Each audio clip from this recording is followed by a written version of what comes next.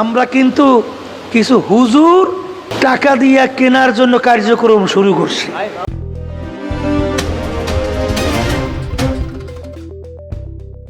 আসসালামু আলাইকুম রাহমাতুল্লাহ। সংবাদ সংক্ষেপে আপনাকে স্বাগতম। প্রথমেই সংবাদ শিরোনাম।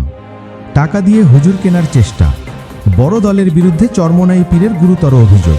এবার বিস্তারিত। চরমোনাই পীর সৈয়দ রেজাউল করিম সম্প্রতি একটি ওয়াজ মাহফিলে বক্তব্য প্রদানকালে কোনো এক রাজনৈতিক নেতার মন্তব্য উল্লেখ করতে গিয়ে বলেন, আমরা কিছু হুজুর কেনার জন্য কার্যক্রম শুরু করেছি। আমরা কিন্তু কিছু হুজুর টাকা দিয়ে কেনার জন্য কার্যক্রম শুরু করছি। তিনি বলেন, একটি বড় রাজনৈতিক দল নিজেদের স্বার্থে কিছু আলেমকে অর্থের বিনিময়ে বশীভূত করার চেষ্টা করছে। তিনি আরও বলেন, ক্ষমতা ও অর্থের লোভে যারা কোরআন ও হাদিসের আদর্শ থেকে সরে যায় তারা সবচেয়ে নিকৃষ্ট।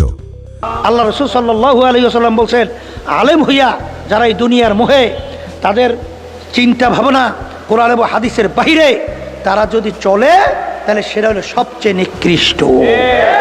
আল্লাহ যেন আমাদের এই নিকৃষ্ট। পীর সাহেব হুঁশিয়ারি দেন যে এমন হুজুরদের মিষ্টি কথায় কান না দিতে। তাদের উদ্দেশ্য আসলে ইসলামের লেবাস ব্যবহার করে রাজনৈতিক ফায়দা লোটা। দুষ্ট লোকের মিষ্টি কথা, দুষ্ট লোকের মিষ্টি কথা।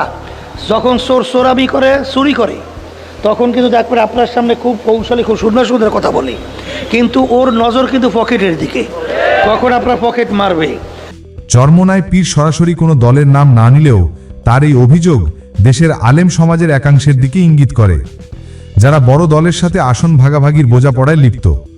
তার এই বক্তব্য সমাজে ধর্মীয় নেতাদের ভূমিকা এবং তাদের নৈতিকতা নিয়ে প্রশ্ন তুলেছে। একই সাথে তিনি সাধারণ মানুষকে সতর্ক করেছেন যেন তারা ইসলামের নামে রাজনৈতিক চক্রান্তার শিকার না হন।